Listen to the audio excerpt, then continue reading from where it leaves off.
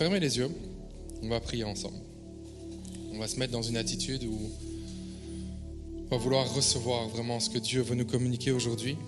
On ne veut pas passer à côté de ça. On n'est pas ici juste de façon routinière parce que c'est dimanche. Et comme c'est dimanche, on est chrétien, on vient à l'église. Non, on vient recevoir quelque chose de la part de Dieu. Seigneur Jésus-Christ, je te remercie pour ta présence dans ce lieu. Par ton Saint-Esprit, tu règnes dans ce lieu. Je prie qu'aujourd'hui, tout ce qui va être partagé soit à ta gloire. Et je prie que nous puissions avoir une attitude où nous recevons, que nous puissions recevoir, Seigneur, tout ce que tu veux nous communiquer aujourd'hui. On te dit merci, Seigneur, parce que tu nous as encore donné ton souffle de vie aujourd'hui.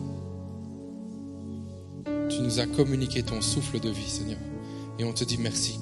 On ne veut pas prendre ça pour acquis, Seigneur. On te dit merci pour la vie. Et alors qu'on est encore en vie, Seigneur, on veut te connaître plus. On veut te plaire, Seigneur. On veut mener des vies qui t'honorent. On veut être des instruments entre tes mains, Seigneur. Alors prends toute la place aujourd'hui. Prends toute la place, Seigneur. C'est pas à propos de nous, Seigneur, c'est à propos de toi. C'est à propos de l'œuvre que tu veux faire dans chacune de nos vies. On te bénit, Seigneur. On est reconnaissant pour ta présence. Et c'est en ton nom, Jésus-Christ, que nous avons prié. Et tout le monde dit Amen. Amen. Tu peux prendre place.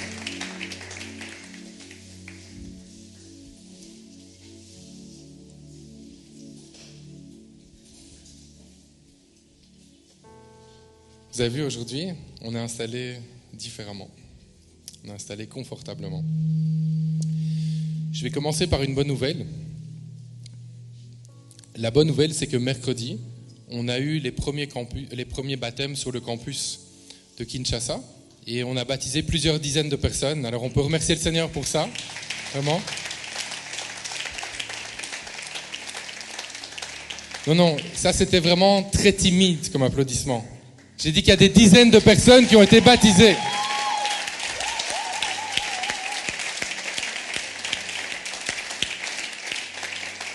Non seulement on a baptisé des dizaines de personnes à Kinshasa, il y a eu aussi des baptêmes.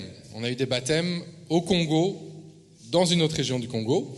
On a eu des baptêmes aussi au Congo-Brazzaville. On a eu des baptêmes aussi au Sénégal et des baptêmes en France. Et c'est pas fini. C'est pas fini parce que dans les prochains jours, on va aussi baptiser au Maroc, on va baptiser au Cameroun, au Canada et même, tiens-toi bien, en Biélorussie. Alors est-ce qu'on peut faire du bruit pour l'œuvre de Dieu ? Et on se réjouit vraiment pour toutes ces vies qui sont changées, toutes ces vies qui sont transformées par Jésus. Et quand on regarde à la Bible, et j'insiste, je le répète souvent ça, nous en tant que chrétiens, on doit regarder ce que dit la Bible. On ne va pas jeter nos filets sur la parole des hommes, ou sur ce que les gens ont dit, ou sur ce qu'on a entendu. Non, on va regarder à ce que dit la Bible. Et quand on voit ce que dit la Bible, on comprend qu'il y a un changement profond. Il y a un changement radical de nos vies quand on décide de les remettre à Jésus. C'est quelque chose qui se passe. Je vais lire, on va commencer par là. On va lire plusieurs versets. C'est des versets qui viennent asseoir cette réalité. Que quand tu acceptes de remettre le contrôle de ta vie à Jésus, eh bien, ça provoque un changement radical. On voit tout d'abord 2 Corinthiens 5, 17. Si quelqu'un est en Christ, il est une nouvelle créature.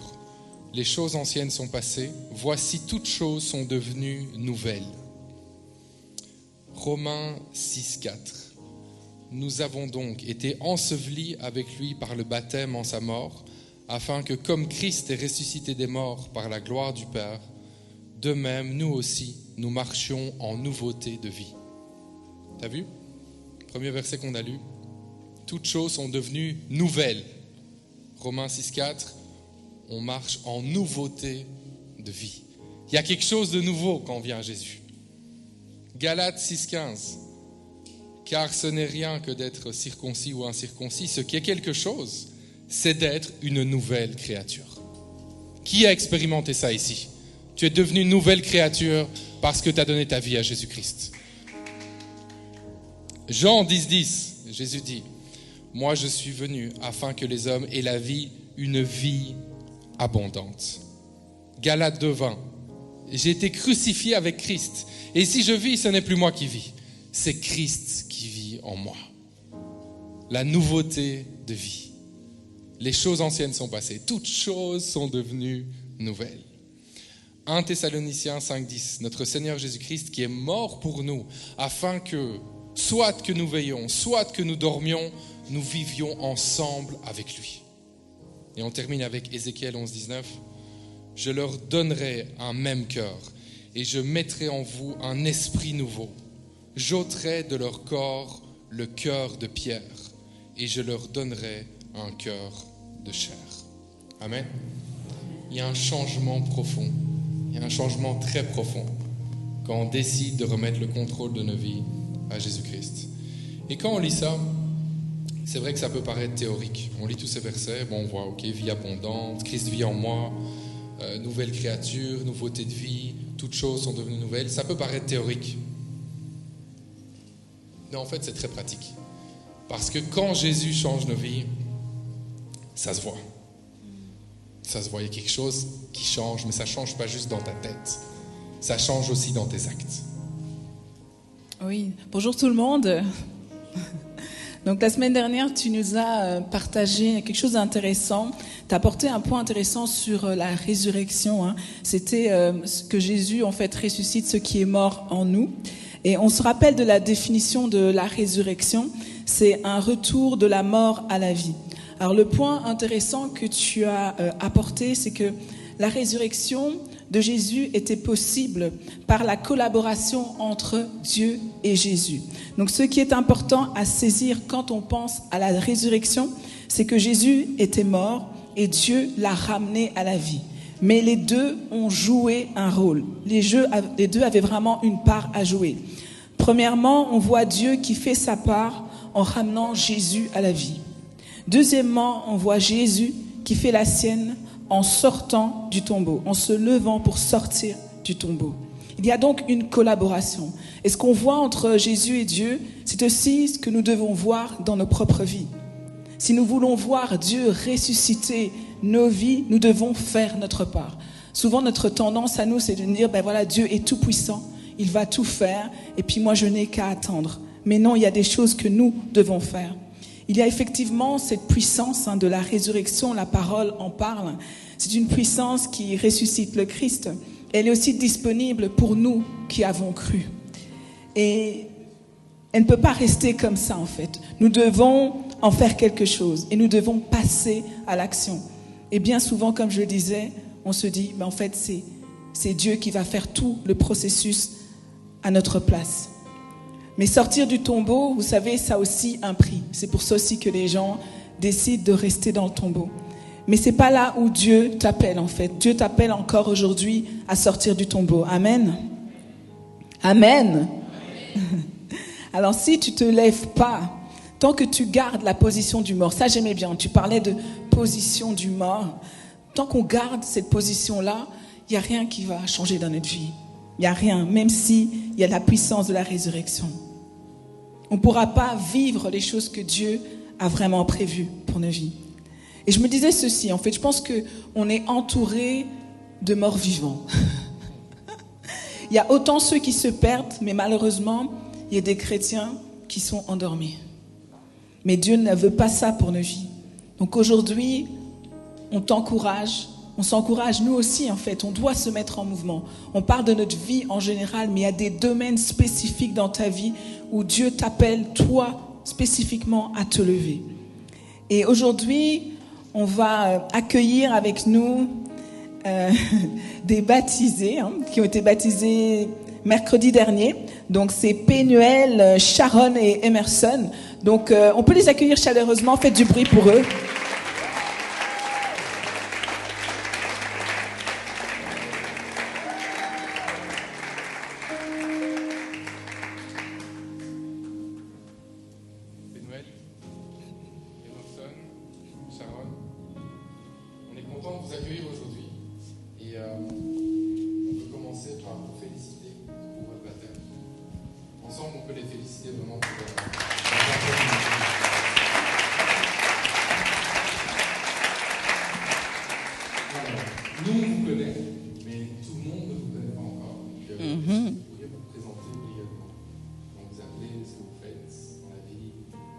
On commence par qui?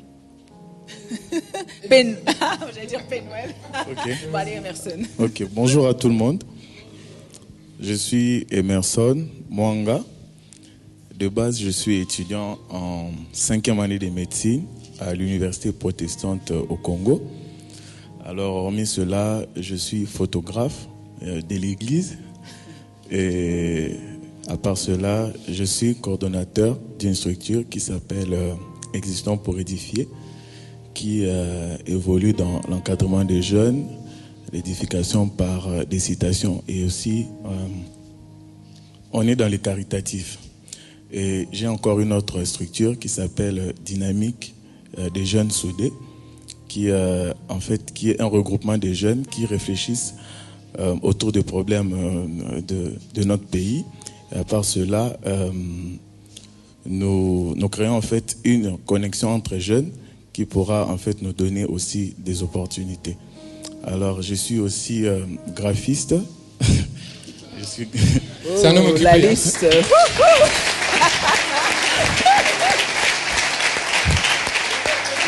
Je suis graphiste et hormis cela, je suis aussi Chanteur. non, je suis aussi community manager. Donc, je fais de la publicité et la gestion des réseaux sociaux, quoi. Donc, voilà, c'est ça. On peut rendre la gloire à Tu Dieu es pour ça. astronaute aussi ou... Pas encore. Donc on est reconnaissant de voir tout ce que Dieu fait dans ta vie et on est très content que tu sois là aujourd'hui. Merci, pasteur. Sarah. Bonjour tout le monde. Je m'appelle Bala Sharon. Je suis maquilleuse et je suis aussi servante à l'église La Liberté Live. Donc voilà un peu la petite présentation pour moi.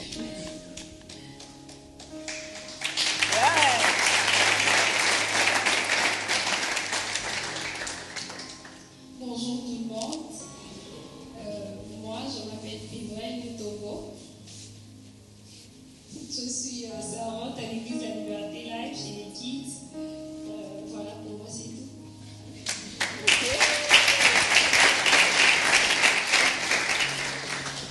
Bon, alors que vous vous êtes un petit peu présentés, d'autres on dit un peu plus, d'autres un petit peu moins, mais on va vous entendre. Alors, on aimerait savoir comment était votre vie avant que vous ayez vraiment accepté Jésus comme Seigneur et Sauveur. Est-ce que, Sharon, tu peux nous en dire un peu plus là-dessus? Oui, bien sûr. Alors, moi, ma vie avant ma conversion, comme j'aime le dire, c'est que c'était une vie de débauche. Une vie remplie d'alcool, d'impudicité. C'était vraiment tout le temps dehors. Vraiment une vie perverse, on va dire. Oui, c'était vraiment un désordre dans ma vie. Ouais. Voilà, un peu ma vie avant ma conversion, c'était ça. C'était tout le temps dehors, tout le temps la fête, les mauvaises compagnies. Et moi-même aussi, j'étais de mauvaise compagnie parce que je vivais mal. Donc, je pense que je ne donnais pas le bon exemple non plus aux autres. Donc, voilà un peu. Okay. Donc, s'il y a un mot qui peut résumer, en fait, c'était quoi? Le désordre, c'est quoi? La débauche. La débauche. La débauche, Ça, complètement. La débauche. Okay. D'accord. Puis toi, Penuel, c'était quoi ton histoire à toi? Eh bien, moi, avant la conversion, j'étais inconsciente. D'accord. Voilà. Je vivais pour vivre, tous les jours, comme ça, on se réveille, on ne sait pas ce qu'on fait. Et, je trouvais tous les péchés normaux. C'est pas que je ne me rendais pas compte que ce que je faisais, c'était mal, mais consciemment, je savais que je faisais le mal. Ok. Mais c'est intéressant ce que tu as dit, inconsciente. J'étais inconsciente. Je crois que c'est la première fois que j'entends quelqu'un qui dit ça, j'étais inconsciente. Alors là, tu me dis, c'est parce qu'il y avait du péché, tu savais que c'était le péché, mais en fait, c'est quoi? Explique-moi un petit peu plus. Un peu genre mentir d'abord. D'accord. Je trouvais ça normal, que ça soit en blaguant, que ça soit sérieusement. Je prenais plaisir à mentir. Ok. Alors, pour moi, c'était normal. D'accord. Donc si on peut résumer, toi, le mot, ce serait l'inconscience? Ok, parfait. Et de ton côté, Emerson? Ok. Peniel a parlé d'inconscience. Moi, je parlerai d'inconstance. Ok. Pourquoi? Je n'avais pas, je n'avais pas en fait des relations fixes avec Dieu. Un moment, j'étais à fond, très à fond, mais un moment, voilà, j'étais comme ça, comme Peniel. Donc, je vivais, je sortais, j'étudiais, je faisais tout ce que j'avais, mais je me disais, bon, Dieu est là, de toutes les façons, il est là. Des fois, je priais pas, je méditais pas. Un matin, je me lève, je me lave, je sors, je fais tout ce que j'ai à faire, je prie pas. Je rentre le soir, je mange, je dors, je me réveille, je prie pas. Le moment où tu te dis, mais qu'est-ce que j'ai fait? Tu pries 2-3 phrases, tu dors. Voilà, il n'y avait pas de constance, en fait, dans ma relation avec Dieu. Donc, c'était mon plus grand problème. Ok.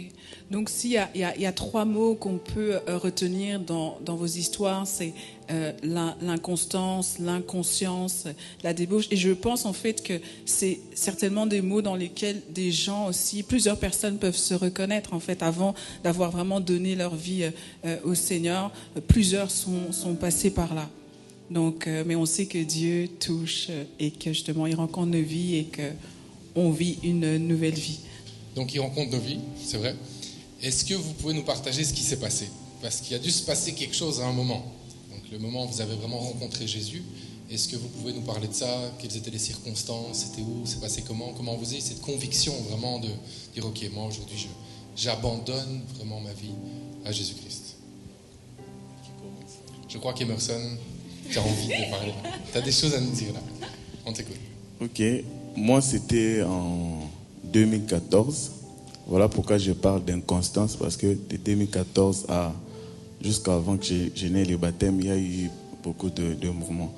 C'était en 3e des humanités dans mon école, parce que mon école est une école chrétienne, le complexe scolaire L'Arche, c'est à Massina. Donc c'est dans l'enceinte de l'église. Donc il y a des fois, on faisait même l'étude à l'église et tout ça. Et l'école avait organisé une retraite pour les élèves de 3e en 6e. Bon, avec mes amis, on était contents. Bon, pour nous, c'était la joie de se retrouver là-bas, de jouer, parce qu'à l'école, on jouait, mais c'était pas assez. On se disait, bon, on va se voir demain, mais là, on aura 3 jours pour s'amuser, dormir ensemble, avant de dormir, rigoler et tout ça. C'est ce qu'on avait en tête, en fait. On s'était même entendu, on va préparer des tenues et tout ça. Donc, c'était comme ça. Et le moment de la retraite est arrivé. On est parti. Le premier jour, bon, c'était comme ça. Le deuxième jour, c'était comme ça. Et le 3e jour, quand on priait, le modérateur du jour nous a demandé aux gens qui aimeraient bien accepter Jésus de passer. Et j'étais parmi les personnes qui étaient passées. Je me suis senti convaincu à le faire. J'étais passé. On a prié, et puis voilà, au début c'était bien, voilà, j'étais vraiment fervent et tout. Mais après un moment, il y a eu des moments d'inconstance. Un moment tu es là, un moment tu n'es pas là, un moment tu es là, un moment tu n'es pas là. Donc voilà un peu mon histoire en fait. Okay. Merci Marcel. Sharon, est-ce que tu peux nous expliquer ce qui s'est passé? Oui, alors moi, vu que je vivais comme je vivais, et je trouvais normal, je dois avouer que j'avais pas vraiment autour de moi des personnes, comment je peux dire, des personnes à suivre quoi, sur la voie, par exemple, des personnes qui... C'est vrai que moi, je fais partie d'une famille croyante, oui, mais on n'est pas trop, voilà, on va prier, ce genre de choses, vous voyez. Donc c'est un peu chacun pour soi. Et mais je me souviens que voilà, il y a eu un moment donné où j'ai commencé à vouloir vraiment changer de vie, parce que je commençais parce qu'avec les déceptions, avec les douleurs qui se passaient dans ma vie, j'ai commencé à me poser des questions. Mais est-ce que c'est normal? Est-ce que c'est comme ça? Tu trouves tout plein de raisons à ces choses, mais tu te rends compte que c'est pas, au fait, t'es pas sur la bonne voie, voilà. Et je pense qu'à un certain moment de ma vie, je pense que c'est en 2019, la conscience, elle a commencé à revenir sur le droit chemin, mais c'était pas... Je ressentis, mais c'était pas vraiment ça encore, vous voyez. Mais je me souviens que je commençais à suivre des lives, des enseignements, mais c'était aussi vraiment peu, quoi. C'était quand j'ai rien à faire, je m'ennuie, et donc voilà, je suis quelque chose. Mais je me souviens, une fois, j'ai suivi un live où il y avait la sœur Ada, et c'est la chanteuse nigériane, et elle était à Kinshasa. Et ce jour-là, lorsque je suivais le live, à un moment, elle a dit « Je vais prier pour toutes les personnes qui veulent se repentir ». Ce jour-là, ça m'avait touchée. C'était en 2019, en juillet 2019. Je ne me souviens plus trop de la date, mais voilà. Et ça m'avait touchée. Je me suis dit, écoute, voilà, tu veux prendre un nouveau départ, vas-y. Et quand elle a fait la prière, j'ai fait la prière avec elle. Je me souviens que ça m'avait touchée. Mais encore une fois, je ne savais pas comment continuer, au fait. Donc, j'ai donné ma vie à Jésus ce jour-là. Mais en même temps, je ne savais pas comment faire, en fait. Qu'est-ce qu'il faut faire? Qu'est-ce qu'il faut abandonner? Qu'est-ce qu'il faut? Donc, en fait, la bonne marche à suivre, en fait, je ne l'avais pas. Je ne savais pas. Donc, moi, j'ai continué à vivre comme ça. Je me suis dit, bon, au moins, je vais changer quelque chose. Le matin, je me lève, je prie. Le soir, je prie. Et donc, ça va, c'est bon. Je peux commencer à aller à lire, parce que je n'avais même pas de Bible à cette époque-là. Donc, mais j'ai donné ma vie, mais je n'étais pas sur la bonne voie, malgré tout. Mais je me souviens que plus le temps passait, et maintenant lorsque je commençais à pécher, il y avait une voix qui me rappelait, qui me disait, mais tu n'es pas sur la bonne voie, tu n'es pas sur la bonne voie. Mais je ne comprenais pas, je me disais, bon, c'est peut-être ma conscience qui me parle juste, c'est peut-être quelque chose comme ça. Mais c'est aujourd'hui que je comprends en fait que c'est le Saint-Esprit qui me rappelait à l'ordre, en fait, qui me disait, ce que tu fais n'est pas bon. Tu as fait ce qu'il fallait, mais tu ne fais pas ce que Dieu te demande de faire. Et ça a pris un certain temps, jusqu'en juin 2021. J'étais à l'église Génération Joël. Ce jour-là, c'est là que je me suis repentie. Vraiment, j'ai eu l'impression d'avoir tout recommencé à zéro, en fait. Je me souviens que ce jour-là, j'ai ressenti dans mon être des vibrations qu'aujourd'hui, je ne peux pas définir, hein, franchement. Parce que j'ai demandé pardon à Dieu de toutes mes forces, de toutes...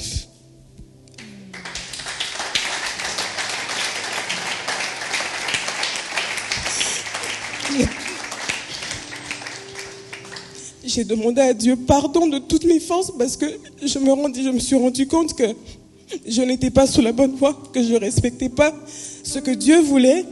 Et là, j'ai rencontré finalement une personne qui m'a vraiment aidée jusqu'à aujourd'hui, qui m'a vraiment aidée dans ma voie et qui m'a vraiment poussée et m'a fait comprendre exactement ce que Dieu attendait de moi. Et plus j'avançais, plus je me rendais compte que le Saint-Esprit vraiment me parlait et m'avait donné au fait une nouvelle voie au fait. Et depuis ce jour-là, ma vie a pris un nouveau sens au fait. Je ne dis pas que je suis devenue parfaite non plus, mais au moins Dieu a fait des grandes choses dans ma vie et je ne suis plus où j'étais au fait. Amen, amen.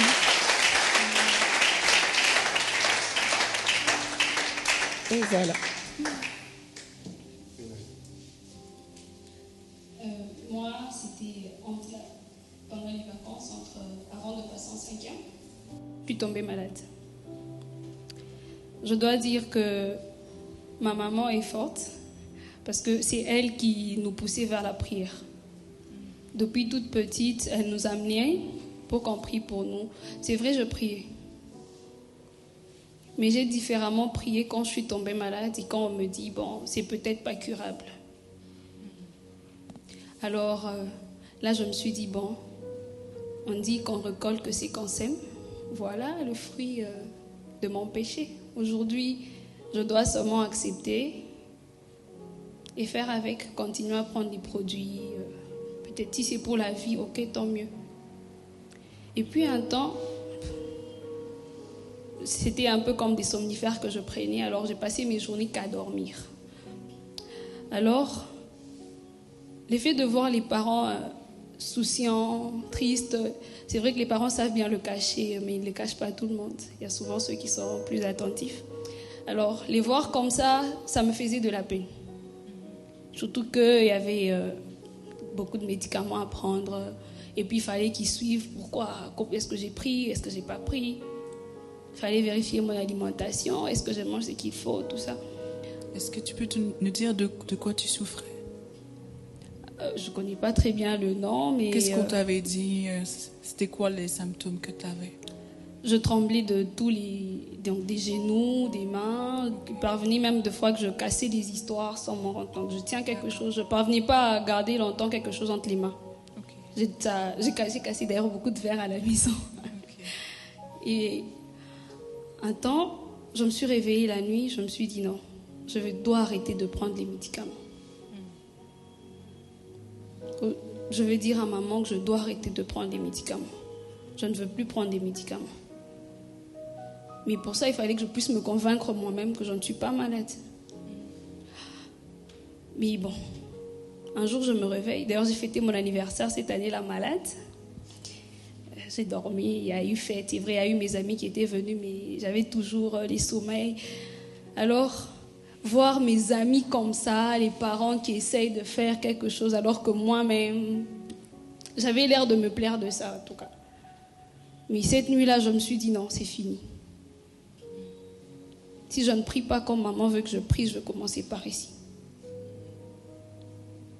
Et c'est là que je partais à l'église quand on disait il est temps pour qu'on se repente, demandons pardon. Je demandais, mais pas sincèrement, j'ai demandé parce que tout le monde priait autour de moi.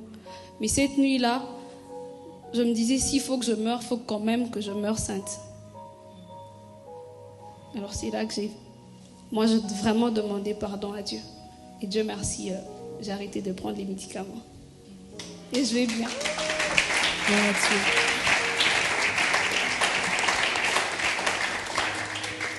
En tout cas, merci pour vos témoignages, en tout cas de conversion.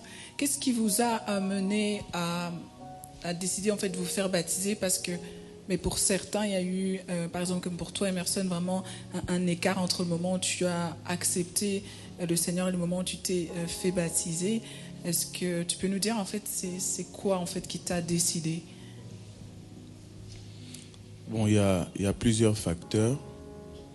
D'abord, je me suis dit, bon, la vie, elle n'est pas si longue que ça. On vit, chaque année, on fête des anniversaires, mais en fait, on se rapproche de la mort. Et je me disais, bon, d'accord, je n'ai pas une si mauvaise vie que ça, mais ça ne suffit pas. En fait, si je mourais aujourd'hui, j'irai en enfer parce que je n'ai pas en moi les témoignages de Christ. Je n'ai pas les témoignages de Christ. Donc, si je mourais... Et puis, ce n'est pas dit que si, voilà, tu es jeune, tu ne peux pas mourir et tout ça. On voit des bébés mourir. Moi, j'ai fait des stages, je vois des enfants, des tout petits enfants qui n'ont rien fait mourir. D'autres même qui naissent déjà morts. Alors, je me dis, je dois trouver une solution. En fait, c'était un ras-le-bol. Je me suis dit, bon, je dois m'élever et me faire baptiser. Il y a aussi ma maman qui est ici, qui me répétait à tout moment, mais quand est-ce que tu vas te faire baptiser? Tu ne vois pas que tu grandis. Tes petites sœurs déjà se sont fait baptiser. Toi, qu'est-ce que tu attends? Bon, moi aussi, je ne comprenais pas en fait d'où venait cette lourdeur. Je me sentais en fait très lourd pour décider de me faire baptiser. Et ce jour-là, quand les pasteurs passaient ici, disaient venez vous faire baptiser. Bon, j'étais là, bon, les membres viendront et tout ça, bon, ils viendront. Mais c'était un mercredi, on était à 18 parcelles. Il a dit ceux qui veulent se faire baptiser, venez. En fait, je l'ai entendu différemment que d'habitude. Parce que je l'entends. Chaque dimanche, je viens. Les mercredis, je viens. Je prends même les photos. J'entends, venez vous faire baptiser. Mais en fait, ça ne me disait pas trop. Mais ce jour-là, je ne sais pas qu'est-ce qui s'est passé, mais je l'ai entendu très différemment. Et je me suis dit, en tout cas, je dois me faire baptiser. Et en dehors de tout ça, il y a... en fait, la recommandation divine. Dans la Bible, je ne connais pas exactement les versets, mais ceux qui la connaissent très bien pourront voir que Jésus nous recommande de nous faire baptiser. Et lui-même s'est fait baptiser. Il nous a montré les modèles. Donc, si nous avons comme modèle Christ, nous devons aussi nous faire baptiser comme il l'a fait. Et en dehors de ça, il n'y a pas que le fait d'accepter Christ qui est un moyen pour nous de voir Dieu, mais aussi les baptêmes. Donc, j'ai trouvé un verset, je ne sais pas si je peux lire. Bien sûr.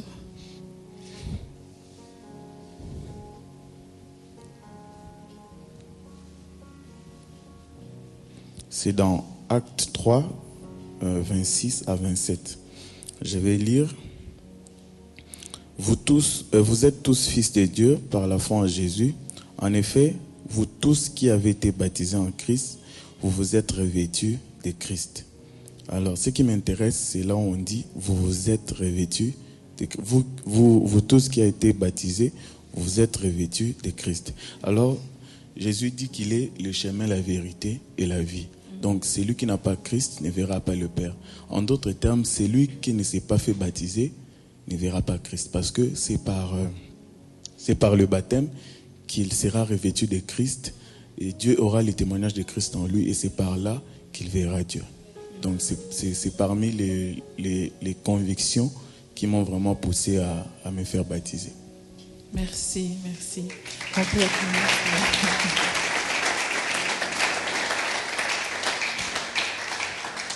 Et toi, Sharon, qu'est-ce qui t'a convaincu de te faire baptiser?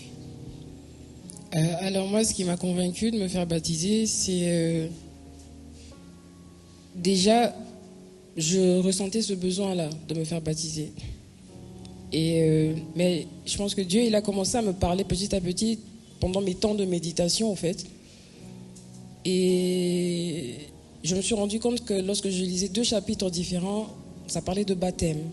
Et lorsque je suis venue à l'église il y a 2 semaines, le pasteur a parlé de baptême encore. Et c'est là que ça m'a vraiment mis à cœur, vraiment que voilà, Dieu a choisi le temps pour moi en fait de me faire baptiser. C'est pas une décision que j'ai prise comme ça. C'est vraiment Dieu qui a décidé que je me fasse baptiser à ce moment aussi présent de ma vie. Et lorsque le pasteur il a parlé de baptême, il a expliqué aussi ce qu'est le baptême de manière très simple. En fait, le baptême c'est tellement important, ça fait partie de notre marche, en fait, de notre marche avec le Seigneur, en fait. Tu te convertis, tu te fais baptiser et voilà. Donc donc le Seigneur est vraiment ancré en toi complètement. Donc tu te donnes complètement, tu donnes complètement ta vie au Seigneur.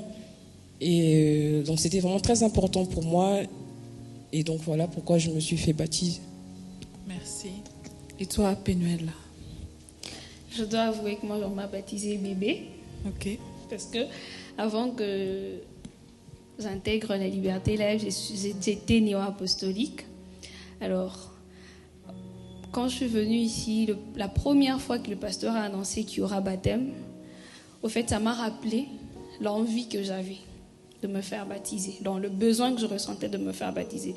Parce qu'avant, quand j'avais demandé à papa, il m'avait dit mais tu es déjà baptisé. Ça ne sert à rien un nouveau baptême parce que on t'a baptisé à la naissance. Mais ces jours-là, je suis rentrée à la maison, j'ai dit à ma cousine, voilà, c'est vrai, on nous a baptisés quand on était bébé. Mais moi, ce n'était pas ma décision. Moi, je veux prendre ces décisions de moi-même, je sens ça. Le lendemain, j'appelle maman, je lui dis, on se fait baptiser le jour de Pâques. Elle me dit, moi, j'ai pas de problème, c'est ton papa. C'est ton papa. Si ton papa accepte, tant mieux, tu te fais baptiser. Et puis, je lui ai dit, mais moi, je suis convaincue. Parce que Pasteur Frédéric a dit, c'est bien, tu es baptisé bébé, mais est-ce que c'est vraiment ta décision? À la première session, que j'avais participé, je me suis dit, bon, je vais essayer de convaincre maman. Si maman est d'accord, papa sera d'accord. Et puis, maman n'a pas manifesté une opposition. Je me suis dit, donc, c'est bon. Mais j'avais oublié que je n'avais pas encore parlé à papa. Du coup, ça avait fait naître en moi un doute. Mais plus je doutais, plus j'étais convaincue du baptême. Plus j'avais peur de me faire baptiser, plus je me sentais qu'il fallait à tout prix que je me fasse baptiser. Okay. Bon, papa est venu ici à Kinshasa, je suis allée le voir. Pour l'annoncer, j'avais peur. J'avoue, j'avais peur. Je lui dis, papa, j'ai quelque chose de très important à te dire, ça concerne ma foi. Il me regarde un peu de manière... d'abord quand je lui dis, j'ai quelque chose de très important à te dire, il me regarde, il me dit, on veut t'épouser. J'ai dit, non, pas encore. Il me dit, non, pas encore. Et puis, le jour-là, j'ai pas eu la force et le courage de lui dire directement. Et puis, avant qu'il ne parte, je lui ai dit, il faut qu'on me baptise. Il me regarde et me dit, après tout, c'est ton choix. Hein. Tout ce que tu fais sans conviction est un péché. Si tu es convaincu, fais-le. Je ne peux pas t'interdire de le faire. J'avoue que ces jours-là, j'étais très contente. Parce que je m'étais dit, si papa refuse qu'on me baptise, c'est qu'il faut qu'on me baptise. Mais s'il accepte qu'on me baptise, c'est que je dois nécessairement me faire baptiser. Il n'y avait pas le choix, quoi. Tu devais te faire baptiser. Ok. Ben, merci en tout cas pour ce témoignage. Donc, en une phrase, qu'est-ce qui a changé depuis votre baptême? En une phrase, une pensée. Qu'est-ce qui a changé? C'est moi? Oui. Ok. Moi, ce que je peux dire en bref, c'est que je suis maintenant conscient que Dieu est vraiment présent dans ma vie. En fait, avant, je savais que Dieu existait, mais je ne savais pas qu'il était autant présent dans ma vie. Donc, j'ai plus de conscience de la présence de Dieu et j'ai maintenant plus envie de prier. J'ai aussi le temps de méditer. Certes que ça viendra beaucoup plus avec, bien sûr, votre encadrement et de mes aînés dans la foi. Mais déjà, j'ai fait des pas que je ne faisais pas avant. Donc, voilà, c'est cette conscience-là qui me réjouit. Je me dis que voilà, je ne me suis pas fait baptiser pour rien. Donc, voilà. Alors moi, après m'être faite baptiser, franchement, je suis très heureuse. Vraiment heureuse parce que je sais que maintenant, j'appartiens complètement à Dieu. Et ça, pour moi, c'est merveilleux, quoi. Donc, voilà. Eh bien, pour moi, c'est une paix, une joie et puis une lucidité d'esprit. Je suis moins confuse. Je sais maintenant ce que je veux vraiment faire. Et, je suis très contente. Au fond de moi, même le jour du baptême, quand j'ai quitté l'eau, je me sentais très bien plus que tous les jours. Comme si tout autour de moi s'était directement arrêté, que je n'avais jamais rien fait au départ. C'était maintenant que je commençais à vivre. C'est pour ça que je me sens. Gloire à Dieu pour ça.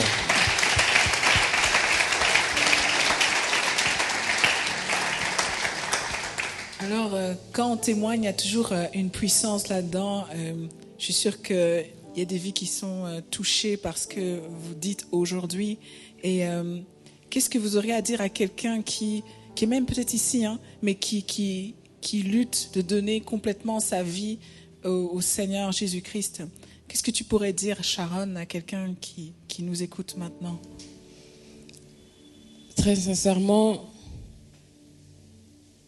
si vraiment vous recherchez la paix, la joie et le bonheur, c'est en Jésus-Christ.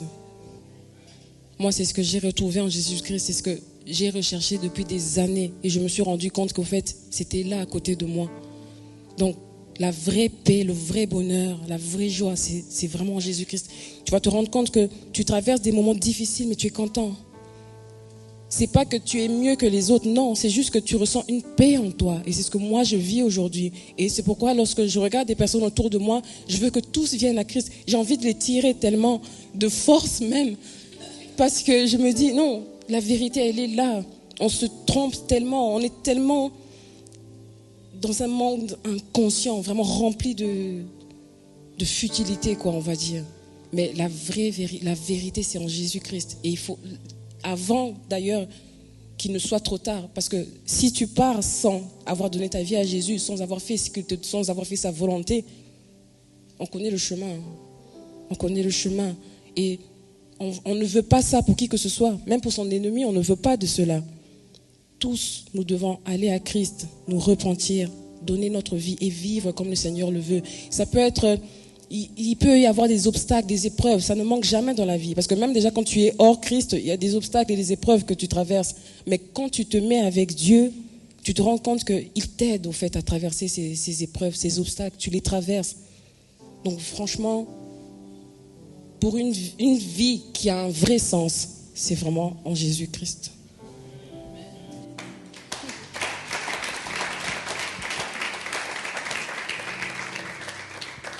Emerson, qu'est-ce que tu aurais à dire à quelqu'un qui nous écoute aujourd'hui? Bon, ce que j'aurais à dire est que j'aimerais bien parler particulièrement. Donc j'aimerais dire que à cette personne-là que voilà, tu devrais arrêter de lutter contre toi-même.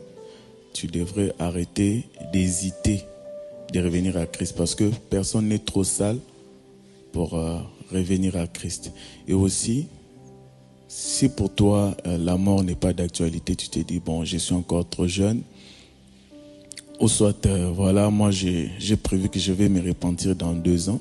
Je ne te condamne pas, mais il faut aussi savoir que l'enlèvement n'a pas de date prédéfinie. Quand Jésus était parti, il n'avait pas dit que je reviendrai dans 100 ans ou dans 250 ans. Il a dit je reviendrai. Donc ça peut être après notre sortie ici à l'église, ça peut être maintenant, ça peut être dans 2 ans, dans 1 mois, nous ne savons pas. Donc si pour toi, voilà, c'est intéressant d'aller au ciel, d'être enlevé avec Christ, c'est pour toi le moment de prendre la décision de le suivre en l'acceptant et puis en se faisant baptiser. Donc c'est ce que j'aurais à dire. Merci.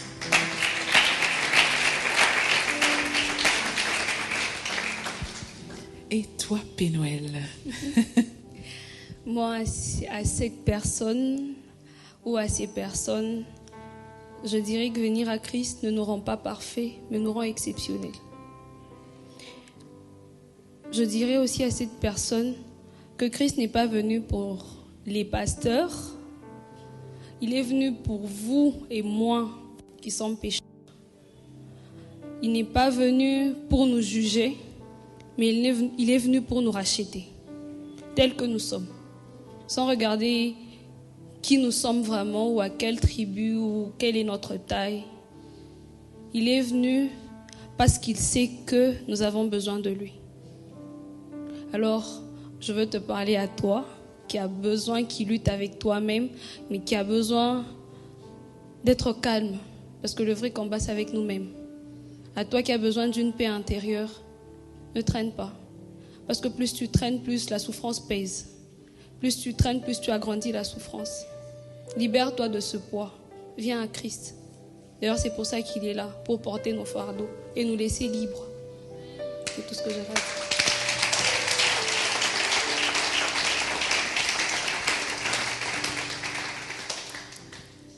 Merci.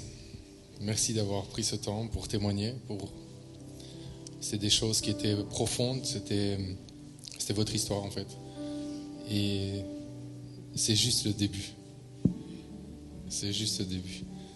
On va pouvoir célébrer avec le temps tout ce que Dieu va faire. Vous avez pris la bonne décision et on veut le célébrer encore ensemble. Faisons du bruit ensemble pour célébrer cette décision qui a été prise.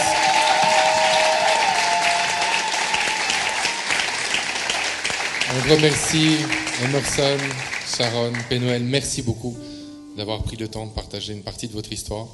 Là où tu es maintenant, ferme les yeux, on va prier. On va prier. C'est un moment important. Le Saint-Esprit est là. Il a dirigé toute la discussion. Et le Seigneur veut parler à quelqu'un. Seigneur, on est dans cette attitude. On est en ta présence, Seigneur. On te remet tout. Seigneur, tu as vu ces témoignages de vie complètement bouleversés. Alors que tu es venu, Seigneur, il y a eu un changement profond. Ce n'est pas un changement de surface, c'est un changement profond. Et alors que les yeux sont fermés,